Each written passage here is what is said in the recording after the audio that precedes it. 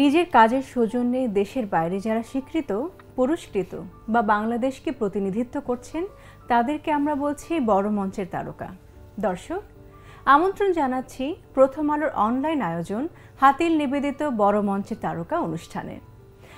আজ আমরা যাকে পেয়েছি তিনি জনপ্রিয় চলচ্চিত্র পরিচালক মোস্তফা সরোয়ার ফারুকী। হাতিল নিবেদিত বড় মঞ্চের তারকা অনুষ্ঠানে স্বাগত। কেমন আছেন? ভালো আছি, কিন্তু প্রথমে বলে আমি তো আসলে গলির প্লেয়ার, বড় মঞ্চের তারকা কিনা আই হ্যাভ নো আইডিয়া। এই বড় মঞ্চের তারকা কি করে আপনি হলেন সেটা নিয়ে তো আমরা আজকে আলোচনা করব। আমি হইছে নাকি গলি থেকে বের হয়ে কোন কোন গলিতে যে চলে গেছেন আপনি, সেটাই আমরা আজকে কথোপকথনে বের করে আনবো। সেই কথা নিয়ে আজকে আমরা কথা বলবো। গলি থেকে কি করে আপনি রাজপথে এলেন সেই কথোপকথনে বের হয়ে যাবে। তাই আমি আসছি, মানে ভ্যারাইটি কাগজে যে উইক্সবার্গ লিখেছিলেন বাংলাদেশের নতুন ধারার চলচ্চিত্র আন্দোলনে মোস্তফা সরোয়ার ফারুকী হলেন আসল উদাহরণ। আর হলিউড রিপোর্টারে এলিজাবেথ কার লিখেছিলেন ফারুকী দক্ষিণ পূর্ব এশিয়ার পরবর্তী চলচ্চিত্র নির্মাতা যিনি ভেঙে বেরিয়ে আসতে পারেন। কাজের জন্য দেশের বাইরের সংবাদপত্রে আপনাকে নিয়ে নিউজ হয়, কেমন লাগে তখন, মানে যখন আপনার সৌজন্যে দেশের বাইরের পত্রপত্রিকায় বাংলাদেশের নামটি উঠে আসে? প্রথম দিকে খুব ভালো লাগতো, অনেস্টলি স্পিকিং, মানে 2013-14 ওই সময় খুব ভালো লাগতো। এখন একটু লজ্জা লাগে। আচ্ছা, লজ্জা লাগে কারণ? আমি জানি না, প্রথম দিকে বলতে আমি বলছি 2012-তে যখন টেলিভিশন পুসানে ক্লোজিং ফিল্ম হিসেবে নির্বাচিত হলো, তারপরে যতগুলো variety, Hollywood reporter, screen daily, ওরা যখন রিপোর্ট করতো বা লিখতো তখন এক ধরনের একটা আনন্দ হতো। অফকোর্স আমি এটা যদি বলি যে না আমার কিছুই যায় আসে না, তাহলে মিথ্যা কথা বলা হবে। অবশ্যই অনেক আনন্দ হতো, কিন্তু জানি না ইদানিং বয়সের সাথে সাথে কিনা জানি না, এখন ইদানিং আমি এই সমস্ত ব্যাপারে একটু কেমন যেন একটু নির্মোহ হয়ে গেছি। আমার ধারণা it is because of age or experience, I don't know. আচ্ছা, এখন আর অত উত্তেজনা পাই না। আচ্ছা, ঠিক আছে। আপনি এখন আন্তর্জাতিক চলচ্চিত্র মহলে বাংলাদেশের মানে অন্যতম একজন অ্যাম্বাসেডর হয়ে উঠেছেন, বাংলাদেশকে বিশ্ব দরবারে প্রতিনিধিত্ব করছেন। এই অনুভূতিটাও কি আছে নাকি? না, এটা ডেফিনেটলি আমি একা করছি না, আরো অনেক ফিল্ম মেকাররাই করছে। আমি তাদের একজন, আমি অনেকের মধ্যে একজন। আর হ্যাঁ, মানে শুধু বাংলাদেশকে প্রতিনিধিত্ব করা তো অফকোর্স এটা একটা আনন্দের ব্যাপার, গর্বের বিষয়। ইয়া অফকোর্স, কিন্তু পাশাপাশি নিজের কাজ যখন বিভিন্ন জায়গাতে যায়, কেউ যখন ছবিটা দেখে কথা বলে, এটা এক ধরনের ভালো লাগে নিশ্চয়ই। অবশ্যই। আপনার এবার স্মরণ শক্তি একটু পরীক্ষা করা হবে। আমার কোভিডের পরে স্মরণ শক্তি কমে গেছে, আমি জানি না ফেল করতে পারি, বাট লেটস ট্রাই। এই জন্যই তো বলেছি পরীক্ষা করা হবে। আচ্ছা, আপনি এখন পর্যন্ত কয়টি আন্তর্জাতিক চলচ্চিত্র উৎসবে অংশগ্রহণ করেছেন এবং কোন বিভাগে কি কি পুরস্কার পেয়েছেন? আরে এটা মনে থাকার কোনো সুযোগ নাই, আমি জানি না। আচ্ছা, একটু মনে করে দুই একটা অন্তত। আমার মনে হয় না এটা আমি এখন মনে করে বলতে পারবো। একটা বলেন। একটা কোনটা? মানে কয়টা ফেস্টিভ্যালে? মানে ফেস্টিভ্যালে আপনি অংশগ্রহণ করেছেন এবং কোন কোন বিভাগে কি কি পুরস্কার পেয়েছেন? এটা স্টাফ আমার এটা দেখে গুনতে হবে, আমার মনেও নাই যে কতগুলো ফেস্টিভ্যালে অংশ নিয়েছি আমি। I have no idea. বুসানে তো পেয়েছেন? ইয়া, সেটাই তো। না, বুসানে আমি অ্যাওয়ার্ড পাইনি। নমিনেটেড হয়েছিলেন, সেটাতে অংশগ্রহণ করেছিলেন। কোনটাতে অ্যাওয়ার্ড পেয়েছিলেন? অনেক ফেস্টিভ্যালে, এখন Asia Pacific screen awards, Dubai, Roma, Italy. I mean this is difficult তো জানতেই তো যাচ্ছি।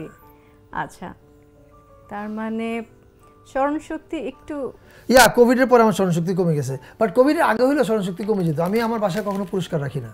যেমন আমার বাসায় যদি আপনি যান কখনো, আমাদের বাসায় কখনো দাওয়াত দেননি, কিভাবে যাব? সামনে দাওয়াত দেবো নিশ্চয়ই, দাওয়াতের উপলক্ষ আসবে। তো আমার বাসায় গেলে দেখবেন যে আমার বাসার শেলফে আমার পাওয়া কোনো পুরস্কার নাই। কার আছে? ওগুলো সব তিশায় যত পুরস্কার পেয়েছি এই পর্যন্ত কয়েক হাজার আছে নিশ্চয়ই। সো ওগুলো সব আছে। আমি একসময় যেটা বললাম যে একসময় পুরস্কার পেতে খুব ভালো লাগতো, প্রশংসা শুনতে খুব ভালো লাগতো। এখন অবশ্যই এখনও পেতে ভালো লাগে, কিন্তু পাওয়ার পর এটা ভুলে যেতে চাই। I don't want to remember anything. আচ্ছা, শুধু প্রতিযোগী হিসেবে অংশ নেননি, বুসান ফেস্টিভ্যালে নানা উৎসব জুরির দায়িত্ব আপনি পালন করেছেন। প্রতিযোগী হিসেবে ফিল্ম ফেস্টিভ্যালে অংশ নেওয়া নাকি জুরি হিসেবে দায়িত্ব পালন করা, মানে কোন কাজে আপনি বেশি প্রেশার মনে করেন? ডেফিনেটলি জুরির কাজ খুব প্রেশার, কারণ অনেক ছবি দেখতে হয়। আর আমার জন্য ছবি দেখাটা, আমি সবসময় বলি যে আগে আমি ফিল্ম মেকার হওয়ার আগে ছবি দেখতে যে আনন্দটা পেতাম, এখন ফিল্ম মেকার হওয়ার পরে ছবি দেখাটা একটু কষ্টকর, এই অর্থে যে একটা ছবি অনেক বেশি এঙ্গেজ করে আমাকে, আমার অনেক বেশি এনার্জি কনজিউম করে, এবং ছবিটা শেষ হওয়ার পরেও এটা মাথার মধ্যে অনেক দিন ক্রিয়া করে। এটা খুবই স্ট্রেসফুল। ফলে জুরির কাজ করতে গেলে একসঙ্গে কোনো যেমন আমি এখন তালিন ফিল্ম ফেস্টিভ্যালের ওদের ফার্স্ট ফিচার কম্পিটিশনে জুরি হিসেবে কাজ করছি। আমার ওখানে যাওয়ার কথা ছিল, আমি স্বাস্থ্যগত কারণে যাইনি, ফলে আমাকে অনলাইনে বসে বসে ছবি দেখতে হচ্ছে। তো ছবি হচ্ছে 20টা ছবি 6 দিনে দেখা, ইজ সুপার হেক্টিক। আচ্ছা, আপনি এখান থেকে বসেই অনলাইনে সব ছবিগুলো দেখবেন। আচ্ছা, একটু ভিন্ন প্রসঙ্গ, মানে যদি আপনার কাছে জানতে চাই জীবন মানে কি, জীবনের সংজ্ঞা কে দেবেন? Wow, well I mean the easiest সংজ্ঞা হচ্ছে ইটস এ জার্নি, একটা ভ্রমণ। একটা স্টেশন থেকে যাত্রা শুরু করেছি, চলছে, একটা স্টেশনে গিয়ে নেমে পড়তে হবে। আচ্ছা, বাহ। যখন আমরা অনুষ্ঠানটি শুরু করব আমাদের একসাথে আমরা লিফটে উঠলাম, হ্যাঁ, আপনি লিফটে উঠতে ভয় পান কেন? একটা বৈজ্ঞানিক উত্তর হচ্ছে যে আমার ক্লস্ট্রোফোবিয়া আছে, আর আরও কিছু উত্তর যদি দিতে হয় যে আই ফিল লাইক যে কোনো জায়গায় খুবই সীমিত যদি জায়গা হয় যেখানে আপনি খুব একা বোধ করবেন, ওটা আমি খুব ভয় পাই। আমি একাকিত্বকে খুব ভয় পাই। কিন্তু আমরা তো অনেকেই ছিলাম লিফটে। থ্যাঙ্ক গড অনেকেই ছিলাম, কিন্তু বাট লিফটের ব্যাপারটা কি, লিফটের ব্যাপারটা হচ্ছে অনেকেই মিলে একা, মানে এটার ভিতরে যারা আপনারা আছেন প্রত্যেকে কিন্তু অনেকেই মিলে একা। আর যেমন বলছিলেন আপনি আপনার বাসায় লিফট আছে, বাড়িতে 5 তলায় আপনি থাকেন, আপনি সিঁড়ি দিয়ে যতবারই ওঠা নামে, মানে সিঁড়ি দিয়ে আপনি যান 3বার উঠতে হলে 3বার আমি হেঁটে উঠি। কারণ হচ্ছে যেটা বললাম, লিফট কিন্তু এগুলো ডিজাইন করা হচ্ছে যে you'll feel lonely actually. I mean it's so congested একটা প্লেস, কারোর সঙ্গে ইন্টারাকশনের সুযোগ নেই, বাইরে কিছু দেখা যায় না। সো আই মিন সামটাইমস আমি কখনো ভাবি যে আমি লিফটে উঠতে যে এত ভয় পাই, তাহলে মানে কবরে গিয়ে থাকবো কিভাবে? সেটা তো একটা অন্য বিষয়। ফ্লাইটে তাহলে কি করেন আপনি? লম্বা যখন ফ্লাইট, এই যে এত ফেস্টিভ্যালে আপনি অংশগ্রহণ করেন, নিশ্চয়ই অনেক লং জার্নিতে যেতে হয়। ইউএসএ তে যেতে গেলে প্রায় 24 ঘন্টা লেগে যায়, কি করেন তখন আপনি? এটা তিশা সবসময় ভালো বলে যে ও যেমন যে কোনো লম্বা ট্যুরে যখন আমরা একসাথে যাই, ও একদম বিছানা বানিয়ে ফ্ল্যাট করে ঘুমায়, আর আমি এই যে এইভাবে বসছি না, ঠিক এইভাবে বসা আছি, এর মধ্যে আমি খাবো না, ওয়াশরুমে যাব না, এরকম। এবং তিশা সবসময় আমাকে খাপায় যে ও যদি একটু নড়াচড়া করে আমি নাকি বলি, মানে I don't know, I feel scared, আমি জানি না। মানে আচ্ছা, আমরা জানতে পারলাম সবাই মিলে যে ফারুকী ভাই লিফটে ভয় পায়, ফ্লাইটেও ভয় পায়, এবং আপনি খাবারও খান না? না, কিছু খাই না। আচ্ছা, ইদানিং চেষ্টা করছি, কিন্তু আমি আসলে খেতে পারি না। একটু খাওয়ার চেষ্টা করছি, কিন্তু পারি না, আমি বুঝতে পারি যে আমার হয় না এটা। আচ্ছা, আমার মনে কৌতূহলী প্রশ্ন আরো আছে, সেটা হচ্ছে নাটক, বিজ্ঞাপন, চিত্র, সিনেমা বানাতে গিয়ে মানে অনেক নায়িকার সঙ্গে পরিচয়, সম্পর্ক, অনেক নায়িকার সঙ্গে প্রেম, আমি বলতে একটু লজ্জা, নিজে লজ্জা না, যেরকম করে লজ্জা পাচ্ছিলাম, ওভাবে পরিচালক তো বুঝেই গিয়েছে গুঞ্জন রয়েছে। তো নামগুলো আমি বলতে চাই না, নাম বলার কোনো প্রয়োজন নেই, আপনার মুখে শুনতে চাই। মানে এইসব বিষয় নিয়ে কি কোনো জটিলতার সৃষ্টি হয়েছে কখনো কাজের ক্ষেত্রে? কাজের ক্ষেত্রে নাকি সংসারের ক্ষেত্রে? দুইটার ক্ষেত্রে। না, কাজের ক্ষেত্রে কোনো জটিলতা তো আমার হয়নি কখনো, আমি ফিল করি না। আচ্ছা, ম্যানেজ করতে পেরেছেন? না, মানে আমি যখন প্রেম করেছি যখন আবার ব্রেকআপ হয়ে গেছে, I mean that's fine, I mean it's part of the game. আর সংসারে না, সংসারের ক্ষেত্রে আমার এই ধরনের কোনো জটিলতা পড়তে হয়নি, কারণ আমার বেশিরভাগ ব্যাপারই তিশা জানে। ফলে তার সঙ্গে সে যদি আমাকে কোনো ব্যাপারে প্রশ্ন করে, আমি তখন তাকে ঠিক উত্তরটা দেওয়ার চেষ্টা করি। ফলে এটা তো লুকানোর কিছু নাই। কখনো কি আছে না, মানে অনেকেই মানেন যে নিজের বউয়ের সামনে একটু মিথ্যে বললে সমস্যা কি? মিথ্যে কি বলা হয়েছে প্রেমের সম্পর্কে? কোনো কিছু নিয়ে যেটা তৃষা না জানলে হয়তো বা ভালো হবে? না, আমি জানি না, চিন্তা করতে হবে। হোয়াইট লাইজ হয়তো বলতে পারি, আই ডোন্ট নো। আচ্ছা, হয়তো আছি নাবিস্কোতে, আমি হয়তো বললাম যে মহাখালী পার হয়ে গেছি, আমি এই ধরনের কথা তো বলি। কিন্তু প্রেমের ব্যাপারে আমার মনে হয় না যে তিশা প্রশ্ন করার পর আমি কখনো ভুল বলেছি, আই ডোন্ট থিংক সো। আচ্ছা, ভুল উত্তর দেননি। তাহলে তিশার সাথে প্রেমের পরিণয়টা কি করে হলো? মানে কে প্রথম প্রপোজ করেছিল, ভালোবাসি কথাটা বলেছিল? এটা তো আমাদের প্রেম তো এত পুরনো, এবং এটা তো এতবার বলছি যে এখন আমার মনে নতুন করে বলি, নতুন দর্শকদের জন্য বলবেন বা অন্যভাবে বলি, মিথ্যা মিথ্যে বানায় বলি, বলেন না। যেটা প্রেমের ক্ষেত্রে যেটা হয়েছে যে অফকোর্স প্রথম প্রস্তাবটা আমাকে দিতে হয়েছে। মানে দিস ইজ সো স্যাড, বাংলাদেশে এখন পর্যন্ত, অবশ্য এখন একটু সিচুয়েশন বোধ বদলাইছে, এখন মেয়েরা বলে দেয়, which is good actually. I mean, কেন ছেলেদেরকে আজীবন দায়িত্ব পালন করতে হবে? মেয়েরা এগিয়ে এসে বলবে যে ইয়েস আই লাইক ইউ। আমার ক্ষেত্রে হ্যাঁ, আমাকে প্রথম বলতে হয়েছে, কিন্তু আমি কোনো আই লাভ ইউ টাভ ইউ বা প্রেম করি চলো এসব কিছু বলিনি। আচ্ছা, আমি সরাসরি গিয়ে বলছি যে তার এই শোনো, আমি এত প্রেম এসব করতে পারবো না, বিয়ে করতে চাই, if you think that is fine, তারপর আমরা প্রেম করতে শুরু করবো। ও, দেন তার রিঅ্যাকশন কি ছিল? তার রিঅ্যাকশন হচ্ছে সে প্রথমে একটা থতমত খায়, থতমত খাওয়ার পরে বলে যে আমি আপনাকে জানাচ্ছি। আমি একটা শুটিংয়ের মধ্যে এটা বলছিলাম, তো শুটিংটা তখন ছিল পুবাইলে। পুবাইল থেকে আসার পথে আমি তো ইউনিটের গাড়িতে করে আসি, তখন আমার গাড়ি ছিল না। তো তখন সে, তার আম্মা বোধহয় বা সে বলছে, আমার এখন মনে নেই, তাদের গাড়িতে করে যাওয়ার জন্য। So I thought it's a positive sign. আমি কিছুটা আশাবাদী হয়েছি যে প্রস্তাবের পরে যদি ওই গাড়িতে করে যাওয়া যায় এখন পর্যন্ত, তাহলে খুব ভালো। আবার ভাবলাম যে এটাও হতে পারে যে না বলার জন্য কিন্তু অনেক ক্ষেত্রে এরকম সুন্দর একটা আতিথেয়তা করে, ফলে সুন্দর করে হয়তো আমাকে বনানী পর্যন্ত, আমি তখন কোথায় থাকতাম, বাড়িধারাতে বোধহয়, বাড়িধারা পর্যন্ত নামানোর পরে হয়তো একটা মেসেজ দিয়ে বললো যে আপনার প্রস্তাবটা খুবই ভালো, কিন্তু আমি সম্মত হতে পারছি না। সম্মতি তো হয়ে গেছে, কিন্তু সেই ধারাবাহিকতা কি আপনি মানে চলচ্চিত্র রেখেছেন? তিশার গাড়িতেই উঠেছেন, তিশাকে নিয়ে ছবি করছেন, তিশাকে নিয়ে সব কাজ। তিশাকে ছাড়াও তো ছবি করছি। কোনটা করেছে? মানে দুই একটা হয়েছে। তিশা আমার মতো, তিশা তো আমার দুইটা ছবিতে অভিনয় করছে অনলি, থার্ড পারসন সিঙ্গুলার এবং ডুপ আই থিংক। ও শনিবার বিকেল, তিনটা। আচ্ছা, মানে অন্যদেরকে নিয়ে কাজ করেছেন আপনি খুব কম? না, আমি তো 7টা ছবি করলাম এই পর্যন্ত, না 8টা। বাকিদের নিয়ে 8টা ছবি করলাম, তার মধ্যে 3টা সে করেছে। আই উইশ সে 5টা করলে আরো ভালো হতো, বাট 3টা করেছে। ঠিক আছে, একটা তো আমি নাই যদিও। ঠিক আছে, ওকে। এবার যাচ্ছি অনেক লেকচারের বিষয়ে যাব আপনাকে নিয়ে। সেটা হচ্ছে ইতালির একটি বিশ্ববিদ্যালয় ফিল্মের ক্লাসের লেকচার দিয়েছেন। Milan film school, Griffith film school, Australia কিংবা বুসানের ফিল্ম একাডেমিতে শিক্ষার্থীদের সঙ্গে ফিল্ম মেকিং নিয়ে কথা বলেছেন। তখন ওই ক্লাসগুলোতে কি কি উদাহরণ টানতেন, আর ওখানকার শিক্ষার্থীরা মানে বাংলাদেশ সম্পর্কে কি কি জানতে চাইতো? এখন তো অতদিন আগের কথা মনেও নাই। সর্বশেষ যেটা ছিল গ্রিফিথ ফিল্ম স্কুলে, ওইটা কোভিডের শুরুর দিকে। তো এরপর তো আমার কোভিড হয়, কোভিড হওয়ার পর তো আমি অনেক ভুলে গেছি।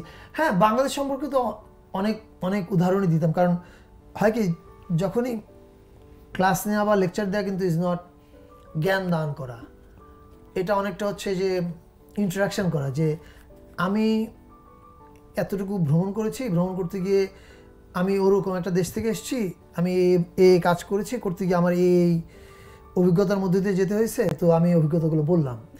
এবং তখন তারা কিছু প্রশ্ন করলে তখন আমি তাদেরকে উত্তর দিই। আবার পাশাপাশি তাদের প্রশ্ন থেকে কিন্তু তাদের পার্সপেক্টিভটাও বুঝতে পারি, আমি তাদের দেশের পার্সপেক্টিভটা আমি জানতে পারি, আবার আমার উত্তর থেকে আমাদের দেশের পার্সপেক্টিভটাও তারা জানতে পারে। ফলে বাংলাদেশের কথা অনেকই তো বলা হয়, কিন্তু একটা এখন মনে পড়ছে, কিন্তু সেটা কোনো ফিল্ম স্কুলে না। সেটা খুব একটা ইন্টারেস্টিং আমার একটা অভিজ্ঞতা হয়েছিল যে লি চ্যাংডং, বা কোরিয়াতে বলে ই চ্যাংডং নামে একজন ফিল্ম মেকার আছেন, খুবই বিখ্যাত, উনি কোরিয়ার খুবই লেজেন্ডারি ফিল্ম মেকার। তো উনি আমার একটা ফিল্মের কাট রিভিউ করছিলেন, ওটার নাম ছিল পিঁপড়াবিদ্যা। তো আমি তাকে একটা করে কাট পাঠাতাম, উনি দেখতেন, দেখার পরে ওনার কী কী ফিলিংস হচ্ছে, অনুভূতিগুলো বলতেন। তো ওই বলার সময় তো ন্যাচারালি আমরা অনেক কথা বলতাম। আর তো সেখানে একটা কথা একবার আমি গিয়ে বলছিলাম যে অ্যাবাউট লাইং, কারণ পিঁপড়াবিদ্যার মধ্যে পিঁপড়াবিদ্যার যে লিড ক্যারেক্টার করে সে প্রচুর মিথ্যা কথা বলে এবং গল্প বানায় গল্প বলে। তো তখন আমি বলছিলাম যে এই যে মিথ্যা বলা, এই যে চাপাবাজি করা, এটা আমি বলছিলাম যে আই থিঙ্ক এটা সাউথ এশিয়ার একটা খুব একটা বিশেষ দিক। এবং আমি তখন তাকে বলছিলাম যে এই মিথ্যা বলাটার মধ্যে কিন্তু একটা ক্রিয়েটিভ ব্যাপার আছে। এবং আমি বলছিলাম যে দেখেন, আমরা দীর্ঘদিন কলোনিয়াল শাসনের মধ্যে ছিলাম, তো এই যে উপনিবেশিক শাসনের মধ্যে থাকার ফলে আমরা নানান রকমের অভাব দুর্দশা এগুলোর মধ্যে দিয়ে আমাদেরকে যেতে হয়েছে। সো আমি তখন বলছিলাম যে দেখেন এই যে আমাদের বিভিন্ন চায়ের স্টলে বিভিন্ন গল্পবাজ মানুষরা যায় এবং দেখবেন যে প্রচুর গল্প বলে যে আমার মামার তো ঢাকাতে 23টা গাড়ি আছে, হয়তো গাড়ি একটা আছে, তারপর আমার মামার বাসা তো দরজা গুনে শেষ করা যায় না, একদিক দিয়ে ঢুকতে গেলে আমি ভুলে যাই কোন দিক দিয়ে বেরোতে হয়। এই যে নানান গল্প সে বানায় যে সে কত বড়, তার কত তার মামার কত সম্পদ আছে এগুলা। তো তখন আমি তাকে বলছিলাম যে দেখেন এই জিনিসগুলো আমার ধারণা আমাদের বাংলাদেশের মানুষের একটা ক্রিয়েটিভ ওয়ে তার অভাব বা দুর্দশার উত্তর দেওয়ার, মানে এই দুর্দশা এবং অভাবের এগেইনস্টে সে একটা ক্রিয়েটিভ মেথড বের করছে, সেই মেথডটা হচ্ছে চাপাবাজি করা। সো আমি মনে করি যে এটা তৃতীয় বিশ্বের একটা ব্যাপার। তো তখন লি চ্যাং-ডং একটা খুবই ইন্টারেস্টিং কথা বলছিলেন। সে বলছিলেন তুমি কেন ভাবতেছো যে এটা শুধুমাত্র তোমাদেরই পেটেন্ট করা জিনিস, তুমি কেন এটা মানে ভাবছো না যে ফার্স্ট ওয়ার্ল্ড কান্ট্রিতেও কিন্তু এরকম জিনিস থাকতে পারে। আমি বললাম লাইক, বলে আমি আমার কোরিয়ান এক্সপিরিয়েন্স দিয়ে বলতে পারি যে বিপ্লবীদের নায়ক যে চাপাবাজি, যে অভাবকে কাউন্টার করার জন্য গল্প তৈরি করা, আমি তো মনে করি যে এটা ভেরি মাচ কোরিয়ান থিংও, এবং কোরিয়াতেও মানুষজন প্রচুর এই জিনিসগুলো করে। সো এরকম বিভিন্ন ইন্টারাকশনে আমি একটা উদাহরণ দিলাম যে এই ক্লাসগুলোতে সিমিলারিটি পাওয়া গেছে এটার বিষয়ে, বা বিভিন্ন ক্লাসগুলোতে গেলে কিন্তু এরকম যখনই একটা কোনো কথা বলি সেটার পক্ষে তো আমরা একটা উদাহরণ দিই, সেই উদাহরণটা আমি দিই বাংলাদেশের উদাহরণ, ওরা যখন প্রশ্ন করে ওরা তখন ওদের উদাহরণ দেয়। সো ওইভাবে একটা ইন্টারাকশন হয়। আমরা জেনেছি জাপানের ফুকুওকা ফিল্ম আর্কাইভে আপনার 4টা ছবি আর্কাইভ করা হয়েছে, এটি গর্ব করার মতনই বিষয়। প্রথম যখন এই খবরটি জানলেন আপনার অনুভূতি কেমন ছিল? অফকোর্স মানে আমার অনুভূতি গৌরবের চেয়ে ছিল রিলিভ হওয়ার। সেটা কীরকম, আমার একটা মানে আমার একটা নাইটমেয়ার আছে যেটা প্রায় আমার মধ্যে আসে, যে আমি ঘুম থেকে উঠে দেখি ভাবি যে ও মাই গড আমার হার্ড ড্রাইভে যে মালগুলো আছে সব ক্র্যাশ করে গেছে। এটা হচ্ছে আমার একটা নাইটমেয়ার, এটা প্রায় আমাকে তাড়া করে। সো ফলে আমি যেটা করি যে ধরেন টেলিভিশন এটার একটা ব্যাকআপ রাখি, আবার একটা ধরেন এলটিও ব্যাকআপ রাখি, নানান জায়গায় ব্যাকআপ রাখি। ফলে আমি সবসময় আতঙ্কের মধ্যে থাকি যে এই জিনিসগুলো কীভাবে প্রিজার্ভ করা যায়। আমাদের এখানে বাংলাদেশে তো আমাদের একটা আর্কাইভ হয়েছে, কিন্তু আমি ঠিক জানি না এটা প্রসেসটা কি বা ডিজিটাল আর্কাইভ আছে কি না, আমার আইডিয়া নাই। তো যখন ফুকুওকা থেকে আমার সঙ্গে যোগাযোগ করে, ঠিক একই সময় ইন্ডিয়াতেও একটা খুবই ভালো আর্কাইভ আছে যেটা সম্ভবত মার্টিন স্করসেসি, ক্রিস্টোফার নোলান আরও অনেকে ওদেরকে ফান্ড করে। সো একই সময় ওদের সঙ্গে কথা হচ্ছিল। তো তখন আমি ঠিক ভাবছিলাম যে মানে কোথায় আর্কাইভড হলে ভালো হয়। Then I thought okay fine let's go with Fukuoka, যেহেতু ওরা প্রথম বলেছে যে আমরা আর্কাইভ করতে চাই। অ্যান্ড ওরা যখন আর্কাইভিংটা কমপ্লিট করেছে, my feeling was like okay thank god at least এই 4টা ছবি আমি না থাকলেও থাকবে। So that I felt like happy. নাইটমেয়ারের এটা কিছুটা এই 4টার ক্ষেত্রে অ্যাটলিস্ট। নো ল্যান্ডসম্যান আপনার ও নওয়াজউদ্দিন সিদ্দিকী মানে দুজনেরই প্রথম ইংরেজি ভাষার ছবি। প্রথম ইংরেজি ভাষার ছবিতেই কেন নওয়াজউদ্দিন সিদ্দিকীকে নিয়ে ভাবলেন, আর তার সঙ্গে কাজের অভিজ্ঞতা কেমন ছিল? প্রথমে নওয়াজকে কেন ভাবলাম সেটার উত্তরটা হচ্ছে যে এই ছবিটার গল্পটা হচ্ছে মোস্টলি সেট ইন নিউ ইয়র্কে মূলত সেট করা গল্পটা। কিছু অংশ আছে সিডনিতে এবং মুম্বাইতে বা লখনৌতে আছে। এখন ওই ক্যারেক্টারটার জন্যে যে মানুষটা দরকার সে সাউথ এশিয়ান বা ভারতীয় বা পাকিস্তানি হলে ভালো ওই ক্যারেক্টারের জন্য। তো ওই সময় আমি বিভিন্ন জনকে, এটা 2014 সালে আমি প্রথম স্ক্রিপ্টটা শেষ করি, রাইট? তো তখন আমি বিভিন্ন জনকে ভাবছিলাম। তো 2014-তে এটার প্রজেক্টটা ফিল্ম বাজার বলে একটা কো প্রোডাকশন মার্কেট আছে ইন্ডিয়াতে, গোয়াতে হয়। সাউথ এশিয়ার এটা খুবই ইম্পর্টেন্ট একটা কো প্রোডাকশন মার্কেট। তো সেখানে এটা বেস্ট প্রজেক্ট হিসেবে অ্যাওয়ার্ড পায়। অ্যাওয়ার্ড পাওয়ার পর আমি ফেরার পথে মুম্বাই হয়ে ফিরছিলাম। তো তখন আমার এক বন্ধুর মাধ্যমে নওয়াজের সঙ্গে আড্ডা হচ্ছিল। তো আড্ডার মধ্যে আমি তখন নওয়াজ ইজ স্টিল রাইজিং 2014-তে। তো তখন তাকে আমি গল্পটা শোনাই। গল্পটা শোনানোর পরে তখন কিন্তু আমি নওয়াজকে যে কাস্ট করতে চাই ওটা আমার মাথায় ছিল না। আমি গল্পটা শোনাই নওয়াজকে, তখন কোনো কাস্টিংয়ের কথা কিছুই বলা হয়নি। অ্যান্ড দেন গল্প যখন শুনছিল আমি ওর চোখের দিকে তাকিয়ে তখন দেখছিলাম যে প্রত্যেকটা দৃশ্য প্রবাবলি মানে ওর চোখে আমি দেখতে পাচ্ছিলাম যে হি ওয়াজ অ্যাক্টিং দেয়ার অ্যাকচুয়ালি। এবং যখন গল্পটা শেষ হয় ওর চোখের মধ্যে হি ওয়াজ ইন টিয়ার্স, ও কাঁদতেছিল and he was clapping like a little baby. এবং তখন আই ওয়াজ আই নিউ যে ও ম্যান আমার মনে হয় যে আমি তাকেই চাই, কিন্তু তখন পর্যন্ত আমার এটা কোনো ফিনান্স নাই, কোথায় শুটিং করবো কিচ্ছু না, এইসব কিছু ঠিক নাই। তারপর আমি তাকে বললাম যে ডিড ইউ লাইক ইট, তখন then he said of course, I mean he was so moved by it. তখন সে বলছে, তখন আমি বলছি ওকে আমার যদি ফিনান্স জোগাড় হয়, আমি যদি কাজটা করি, will you do it? He said of course I am on. এরপর আমি বাংলাদেশে চলে আসি, আসার পরে ও মুম্বাই মিররে একটা ইন্টারভিউ দেয়। সেই ইন্টারভিউতে ও বলে যে ওই কাজটা করছে, কিন্তু তখনও আসলে কিছু কনফার্ম হয়নি। তো এরপরে মাঝখানে 5 বছর যায়, 5 বছর না অ্যাকচুয়ালি, হ্যাঁ 5 বছর, 2019। এই 5 বছরে নওয়াজ বিকেম বিগ স্টার। আমাদের মধ্যে যোগাযোগ বিচ্ছিন্ন হয়ে যায়, ওর ফোন নাম্বার যেটা ছিল সেই নাম্বার ও আর ইউজ করে না।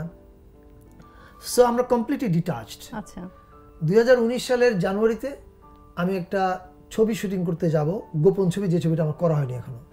এটা শুটিং করতে যাওয়ার কথা কক্সবাজারের একটা এলাকায়, এবং সেটাতে বাংলাদেশের একজন অভিনেত্রী, উনি এটাতে অভিনয় করার জন্য 2.5 মাস ধরে ল্যাঙ্গুয়েজ প্র্যাকটিস করেছেন। She is not Tisha. তো সে ল্যাঙ্গুয়েজ প্র্যাকটিস করে শি ইজ রেডি, শুটিংয়ে যাবে। আমরা প্রোডাকশন মিটিং করতেছি আমার অফিসে সন্ধ্যায়, আমার এডিরা সবাই বসা। তো আমি ওদেরকে বলতেছি, আচ্ছা আমি ঠিক জানি না আমার কি এই ছবিটা করা উচিত নাকি I should go back to no less man, কারণ আমি আজকে দুপুরে একটা স্বপ্ন দেখছি, দেখার পর থেকে আমি কনফিউজড। তো আমার একজন এডি ছিল নাজিম, ও জিজ্ঞেস করলো কি বস কি স্বপ্ন? আমি বললাম যে আজকে দুপুরবেলা আমি স্বপ্ন, ভাত খাওয়ার পর আমার ঘুমানোর একটা ব্যাড হ্যাবিট আছে। সো আমি ঘুমানোর পরে আমি স্বপ্নে দেখি যে নওয়াজ মুম্বাইতে যে সি লিঙ্ক আছে সমুদ্রের সামনে সে দাঁড়ানো, তাকে আমি পেছন থেকে দেখতেছি, কিন্তু পেছন থেকে দেখে আমার মনে হচ্ছে যে হি ইজ ভেরি স্যাড। তো আমি বললাম যে আমি ঠিক বুঝলাম না এই স্বপ্নের সাথে এর কী মাঝে যায়, কানেকশন কি, is it a signal for me যে to go back to no less man? এই কথাটা যখন আমি আমার এডিদেরকে বলতেছি, তখন আমার মোবাইলের একটা টেক্সট আসছে রাইট অ্যাট দ্যাট মোমেন্ট, 5-7 মিনিটের মধ্যে।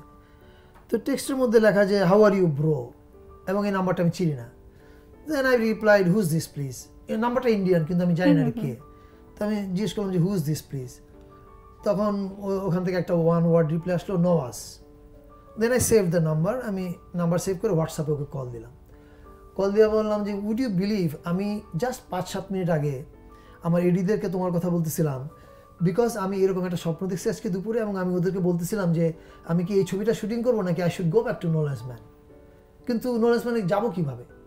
এই কথা যখন হচ্ছে তখন তোমার টেক্সট। দেন হি সেড আমি তোমাকে কেন টেক্সট পাঠিয়েছি কেটে জানো? আমি বললাম কেন?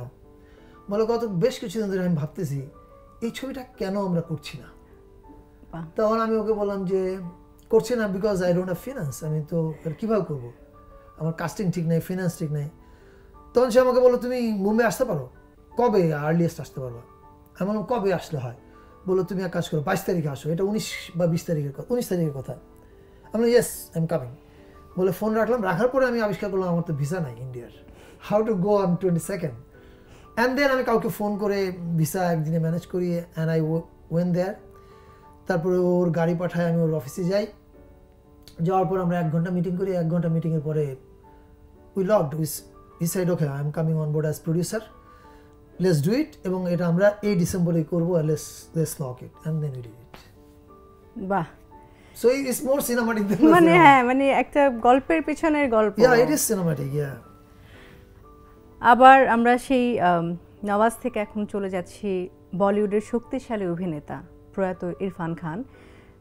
জানি নামটি শুনলে কিছুটা স্মৃতিকাতর আপনি হবেন, তাকে নিয়ে আপনার স্মৃতিচারণ কিভাবে হয়? I hardly talk about Irfan ভাই। ইরফান ভাইয়ের ব্যাপারে আমি খুবই কম কথা বলি, because well of course I get emotional, এবং আমি ইমোশনাল হতে চাই না। আর ইরফান ভাইয়ের ব্যাপারটা মানে এখনও যেরকম ইরফান ভাইয়ের যারা কাছের মানুষ ছিলেন তাদের পক্ষে এখনও এটা মেনে নেওয়াটা খুবই মুশকিল। আমরা সবাই জানি যে আমরা যে কোনো মুহূর্তে মারা যেতে পারি, like next moment I can die, কিন্তু we are never ready for a death, right? Irfan ভাইয়ের ক্ষেত্রেও ব্যাপারটা এরকম যে no one was ready. I mean even ওনার যখন ক্যান্সার হয়েছে, হওয়ার পরেও কিন্তু আমার মনে হয় না যে any one was ready to accept this. আমরা হ্যাঁ অ্যাকসেপ্ট করার, সো আমার ক্ষেত্রে একই জিনিস, যে কারণে আমি ওনাকে নিয়ে কথাবার্তা খুবই কম বলি। I only can say one thing, to me he was a great guy. And আমি সবসময় বলি যে উনি শুধুমাত্র অভিনেতা ছিলেন না, আমি মনে করি হি ওয়াজ এ পোয়েট। যদিও সে কখনো কবিতা লেখে নাই, কিন্তু আমি মনে করি যে হি ওয়াজ অলওয়েজ এ পোয়েট। আমরা যদি তার সাথে দেখা হওয়া বা এই ডুবে তাকে কিভাবে আপনি পেলেন, আবিষ্কার করলেন, সেই গল্পটা যদি জানতে চাই। এটা তো অনেকবার বলছি, আবার বলবো? হ্যাঁ। ওনার সাথে আমার এক বন্ধু আছে অনুপ সিং, ইন্ডিয়ান একজন ফিল্ম মেকার, তার মাধ্যমে ওনার সঙ্গে কথা। তো ওনাকে আমি আমার পুরনো 2টা ছবি দেখতে পাঠাই, পিঁপড়াবিদ্যা এবং টেলিভিশন। উনি 2টা ছবি দেখেন, তার মধ্যে পিঁপড়াবিদ্যা ওনাকে মুভ করে খুব, এবং উনি দেখার পরে বলেন যে আমি এখন স্ক্রিপ্টটা পড়িনি, কিন্তু আমি I saw both of your films and I want to work with you. So স্ক্রিপ্টে কী আছে না আছে আমি এখন পড়বো, পরে পড়বো। তখন উনি পড়তে পারেননি, অনেক পরে পড়ছেন উনি। অ্যান্ড দেন আমি মুম্বাইতে যাই, গিয়ে ওনার সঙ্গে একটা মিটিং হয়। এই মিটিংয়ের মধ্যে স্ক্রিপ্ট নিয়ে কোনো আলোচনা হয়নি, আলোচনা হয়েছে আমার আম্মাকে নিয়ে। আমার আম্মার ছোটোবেলার অনেক গল্প আছে, সেগুলো আমরা ওনার সাথে কথা হয়েছে। ওনার মায়ের গল্প হয়েছে, ওনার বেড়ে ওঠার গল্প হয়েছে, আমার বেড়ে ওঠার গল্প হয়েছে, নাখালপাড়ার গল্প হয়েছে, এই সমস্ত গল্প টল্প হয়েছে। এবং এই গল্প টল্প হওয়ার পরে আমরা বুঝতে পারছি যে হ্যাঁ, আমাদের একসাথে কাজ করা উচিত। So that was our like, I mean, যদিও এটা ছিল অনেকটা স্ক্রিপ্ট ডিসকাশন হওয়ার কথা ছিল, কিন্তু ট্রাস্ট মি আমরা স্ক্রিপ্ট নিয়ে একটা কথা বলিনি, নিজেদের গল্প নিয়ে। ছোটবেলা আম্মা আব্বা এসব। আচ্ছা মা, এই মা, নতুন উদ্যোগের শুরু হোক আনন্দময়, আর এই বাদ ভাঙা আনন্দের শুরুটা হোক হাতিলের সাথে। পছন্দের ফার্নিচার অর্ডার করুন হাতিলের ওয়েবসাইট থেকে, আর ডেলিভারি পান ঘরে বসেই। যেহেতু বেড়ে ওঠার গল্প চলছিল, আপনার বেড়ে ওঠার গল্প আমরা একটু শুনতে চাই। এটাও তো বলছি, আমার আসলে আমি ভাবতেছি কি, ওই দিন আমি তিশাকে বলছিলাম যে আমাদের প্রেমের গল্প আমি এরপর থেকে বানায় বলবো, যাতে একটু এক্সাইটিং লাগে, এবং আমার বেড়ে ওঠার গল্প আমি বানায় বলবো, যাতে এক এক জায়গায় এক এক রকম ভাবে বলতে পারি, এক্সাইটিং লাগে। আপনি বলতে পারেন পিঁপড়াবিদ্যার মতন, যে ওই যে ওরকম করে বলতে পারেন না। আমার বেড়ে ওঠা তো নাখালপাড়ায়, এবং আমি অনেক আগে প্রথম আলোতে একটা লেখা লিখছিলাম মেড ইন নাখালপাড়া নামে। আচ্ছা। এবং আমি মনে করি যে আমার চিন্তার প্রক্রিয়া এবং আমার ভাবার যে ভঙ্গি, এটার মধ্যে নাখালপাড়ার মানুষ, নাখালপাড়ার অলিগলি, নাখালপাড়ার বিল্ডিংয়ের ফাঁক দিয়ে যাওয়া কমলা রঙের রোদ, নাখালপাড়ার চায়ের স্টলগুলোতে বসা চাপাবাজ মানুষেরা, এরা প্রত্যেকেই আমার টিচার, আমার শিক্ষক, এবং এরাই আমার চিন্তার প্রক্রিয়াটা তৈরি করেছে। এবং অ্যাজ এ লোকেশনও, যে কারণে আমি বারবার নাখালপাড়া ফিরে যেতে ভালোবাসি। যেমন আমি যখন প্রথম ওয়েব সিরিজ করতে যাই, লেডিজ অ্যান্ড জেন্টলম্যান, আমার সামনে তখন অপশন ছিল যে অন্য অনেক জায়গায় শুটিং করার, কিন্তু I was adamant, I knew that আমার প্রথম ওয়েব সিরিজ ডেফিনেটলি আমি নাখালপাড়া শ্যুট করতে চাই। কারণ আমি সবসময় চাইছি যে আমার ফার্স্ট ওয়েব সিরিজটা আমি এমন একটা জায়গায় শ্যুট করি যেটার সঙ্গে আমার একটা ইমোশনাল কানেকশন আছে। ফলে আমি এটার যে প্রধান চরিত্র সাবিলা, ওর বাবা, ওদের যে সম্পর্ক, ওদের যে সংকট, এই জিনিসগুলোর সঙ্গে আমি অনেক বেশি ইমোশনালি অ্যাটাচ ফিল করব যদি আমি ওই লোকেশনে, ওই পার্সপেক্টিভে আমি ওদেরকে দেখি। So Nakhalpara is really something very important to me. এবং আমাকে যদি আপনি বলেন যে আমার জন্ম যদি নাখালপাড়া না হয়ে, আমার বড় হওয়া যদি নাখালপাড়া না হয়ে অন্য কোথাও হতো, তাহলে কি আমি এই একই মানুষ হতাম? I don't think so, because পারিপার্শ্বিকতা সবসময় আমাদেরকে তৈরি করে। ওই আমার ছোটোবেলা থেকে যেসব বিচিত্র মানুষদেরকে আমি দেখছি, বিচিত্র চরিত্রদেরকে আমি দেখছি, তারপর যেসব লোকেশন আমি দেখছি, ওই যেসব বিচিত্র ঘটনার ভিতর দিয়ে আমি গেছি, ওই জিনিসগুলি আসলে আমার চিন্তার প্রক্রিয়াটাকে তৈরি করছে। ফলে I think I am out and out A Nakhalpara product. আচ্ছা, আপনি আমাদেরকে নিয়ে কাজ করতে চান না কেন? আমি তো আপনাকে নিয়ে কাজ করতে চাই না। না, মানে ওরকম যেরকম তৃষাকে নিয়ে অনেকগুলো কাজ করেছেন, বা বাইরে অন্য যাদেরকে নিয়ে সে তো নতুন, আমরা কেন পুরনো দেখে আমরা না? আপনার সাথে তো আমার মিটিং হয়েছিল, ওইরকম যে চরিত্র বলছেন আপনি, সেই চরিত্র কেমন ভয় আশ্চর্য ওইরকম কেন করব? আজকের মোস্তফা সরোয়ার ফারুকী, একদিনই তো নিশ্চয়ই আপনি হননি, অনেক বাধা প্রতিবন্ধকতা পেরিয়ে আজ এই জায়গায় এসেছেন। এমন কোনো প্রতিবন্ধকতা আছে, মানে জটিলতা আছে, যেটা আপনার লাইফে এখনো স্মরণীয় হয়ে আছে? আমি মাঝে মধ্যে আগে চুরি করে কবিতা লিখতাম, এখন ফেসবুক আসার পরে সাহস হয়ে গেছে, এখন মাঝে মধ্যে ফেসবুকে কবিতা লিখে দেই, যদিও এটাকে কবিতা নামে ডাকার সাহস পাই না, যে কারণে আমি বলি এগুলো কবিতার খালাতো বোন। তো ওখানে আমি একটা কবিতা লিখছিলাম যে সন্তানের প্রতি পিতার উপদেশ। আচ্ছা, কবিতার এক্সাক্ট লাইনগুলো আমার মনে নেই, বাট কবিতার থিমটা হচ্ছে এই যে 80 বছর পার হতে তোমাকে 80 বছরই হাঁটা লাগবে, 40 বছরে দ্রুত হেঁটে তুমি 80 বছর পার হতে পারবে না বাবা। You know what I mean? Like 80 বছরে পৌঁছাতে হলে 80 বছর পর্যন্তই হাঁটতে হবে। কেউ যদি বলে যে ওকে আমি 40 বছরে দ্রুত হেঁটে 80-তে যেতে পারবো, no, I mean it is not possible. ফলে আমার ক্ষেত্রে বা যে সবার ক্ষেত্রে একই জিনিস যে সে যখন যে বয়সে থাকে ওই বয়স পর্যন্ত তাকে পৌঁছাতে হলে ওই বয়সটা তাকে পার হতে হয়। আমি 15 বছর আগে যেরকম করে জীবনটাকে দেখতাম এখন নিশ্চয়ই সেভাবে দেখি না। আমার মা মারা যাওয়ার আগে আমি জীবনটাকে যেভাবে দেখতাম, আমার মা মারা যাওয়ার পরে জীবনটাকে আমি ওইভাবে দেখি না। ফলে আমাদের চিন্তার জগতে অনেক পরিবর্তন আসে। আপনি প্রশ্ন করছেন যে এমন কিছু আছে কিনা অপ্রাপ্তি, রাইট, যেটা আমাকে পোড়ায় কিনা, না? হ্যাঁ, অপ্রাপ্তি তো মানুষের থাকেই, কিন্তু জানেন আমি অপ্রাপ্তির দিকে তাকাই না। অপ্রাপ্তির দিকে যদি তাকাই তাহলে দেখবেন যে জীবন অপ্রাপ্তিতে ভরা। আই মিন আপনার ডিস্যাটিসফ্যাকশন অনেক কিছুতে থাকবে। সো আমি শুধু দেখার চেষ্টা করি যে গ্লাসের কোন অংশটা ভরা আছে। কিন্তু যদি বলি যে কি নিয়ে আমার আক্ষেপ আছে, একটা বিষয় নিয়ে আমার আছে, সেটা হচ্ছে যে আমি গান গাইতে পারি না। মানে আমার গলা এতই বেসুরা, মানে তিশা ছাড়া পৃথিবীর আর কেউ আমার গান টলারেট করতে পারবে বলে মনে হয় না। তিশা যে কোনো এক বিচিত্র কারণে বলে যে খুব খুব ভালো, তোমার গলায় সুর নাই কিন্তু দরদ আছে। আমরাও একটু শুনি না। Oh my God, I just can't do this, no way. আচ্ছা থাক, তিশাই শুনুক। এবার আপনার কথা আসলে ছবিয়ালের কথা আসাটাই অবধারিত। ছবিয়ালের মাধ্যমে এক ঝাঁক নতুন ধারার নির্মাতা পেল বাংলাদেশ। আপনার প্রতিষ্ঠিত প্রতিষ্ঠান ছবিয়াল ও আপনার ভাই বেড়াদের নিয়ে আবেগ, ভালোবাসা বা যদি কোনো ধরনের কোনো হতাশা থেকে থাকে সেটা জানতে চাই। না, হতাশার কিছু নাই। আর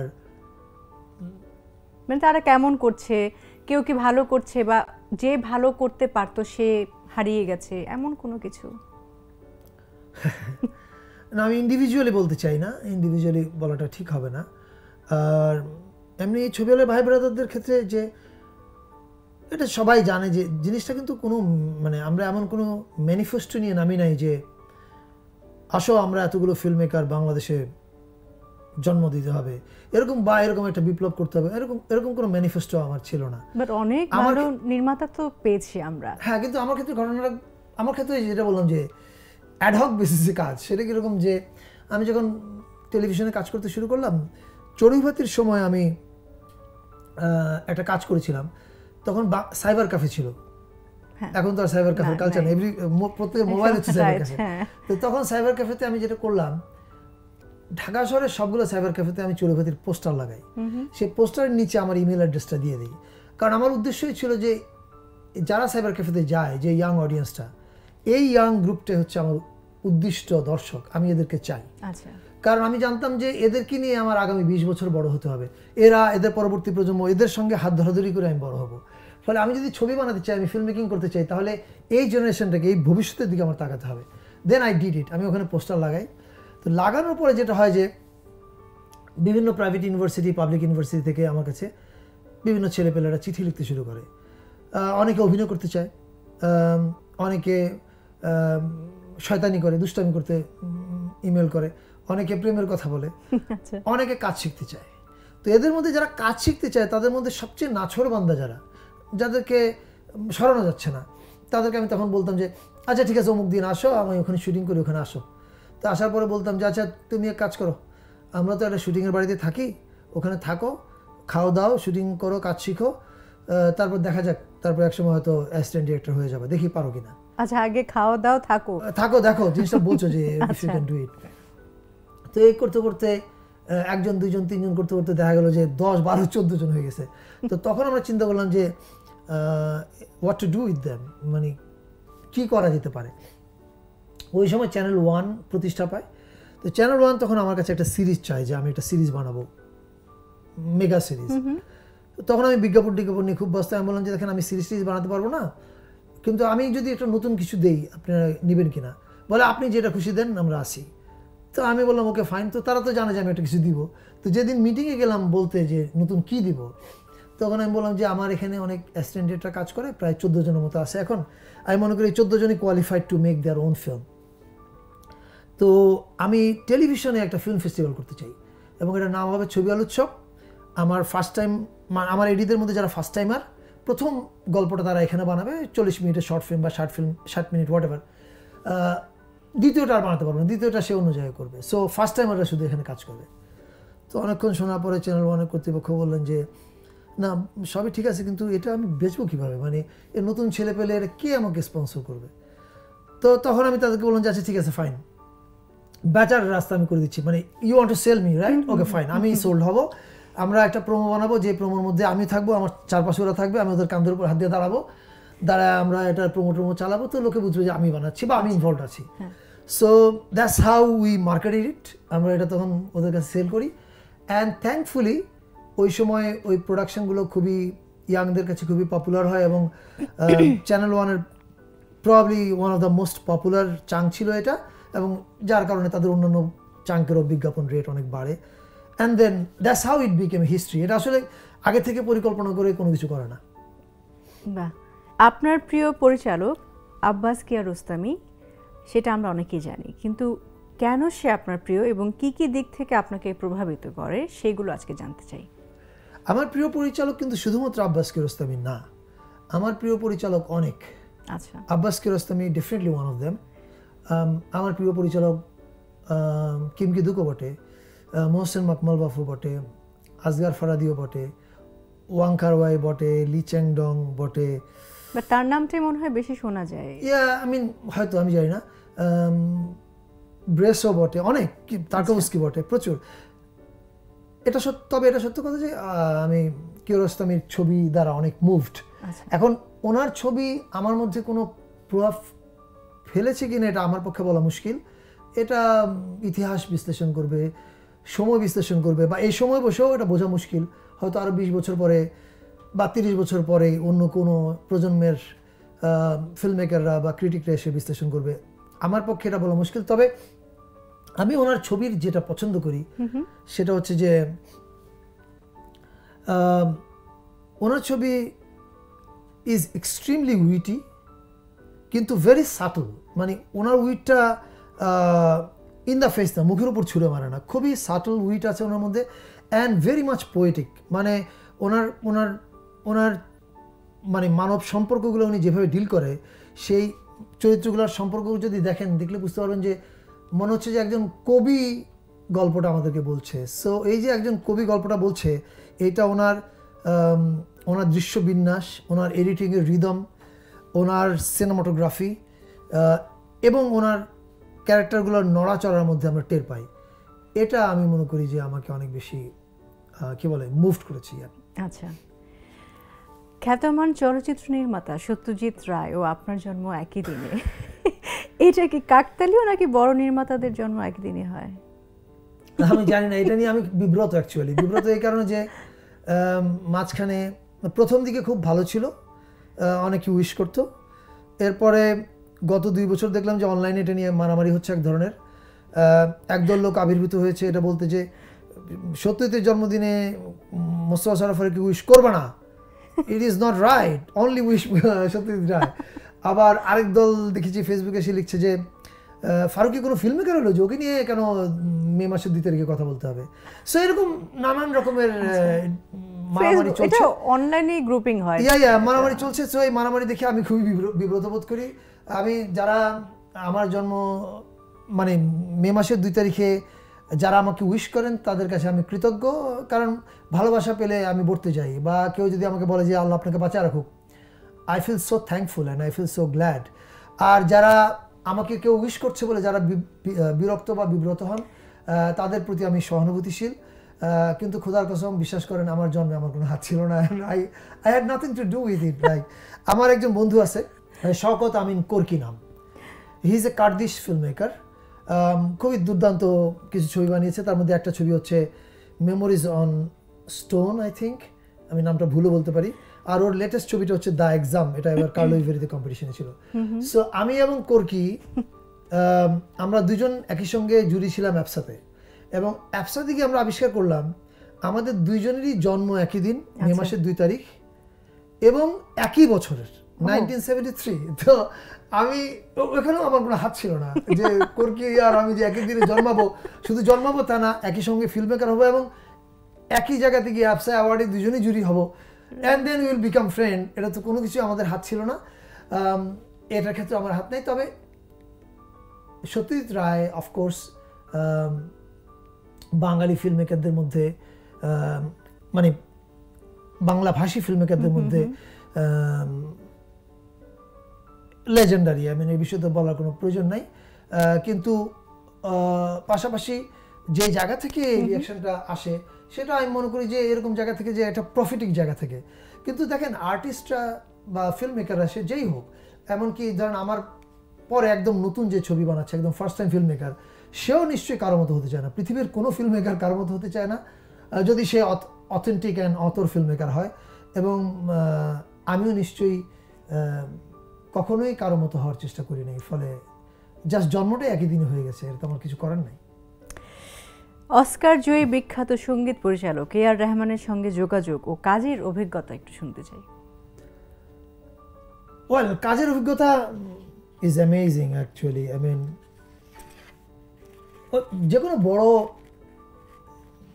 মানুষই আসলে কবি হয়ে যায়। বড় বলতে আমি বলতে চাচ্ছি না যে একদম সিনিয়র হতে হবে, লাইক একদম নতুন যে অভিনেতা অভিনেত্রী আসছে তার সঙ্গে কাজ করতে গিয়ে যদি দেখি যে খুব ভালো কাজ করছে, তখন সে কবি হয়ে যেতে পারে। তিশাকে আমার কবি মনে হয়, শুধু অভিনয়ের জন্য না, আমার বিভিন্ন স্ক্রিপ্ট নিয়ে ও যে ফিডব্যাকগুলো দেয়, those are amazing, and I feel like ও শি ইজ এ পোয়েট। কিন্তু ও জীবনে কোনোদিন এক লাইন কবিতাও লেখে নেই। রমন ভাইও is same actually. He is an extremely humble human being এবং ডেফিনেটলি এ পোয়েট। তার সঙ্গে কাজের ব্যাপারটাও এরকম যে আমি সবসময় বিশ্বাস করি যে আপনি যদি কোনো কিছু ডিজায়ার করেন স্ট্রংলি, গড লিসেন্স টু ইট, এবং সে তখন ব্যবস্থা করে দেবে কোনো না কোনো সময়। ওই দিন করবে না হয়তোবা, না করলে হতাশ হবেন না, কিছুদিন পরে করবে। আমি 2012 সালে যখন টেলিভিশন ছবিটা পোস্ট প্রোডাকশনে কাজ করছি, তখন আমাদের একজন বন্ধু আছে বড় বোনের মতো, জাপানের, কিয়োকো ডান। ওর সঙ্গে রহমান ভাইয়ের খুব ভালো সম্পর্ক। তো তখন আমি কিয়োকোকে বলি, Kyoko can you talk to Rahman bhai and see if সে আমার এই টেলিভিশন ছবিটা মিউজিক করে কিনা।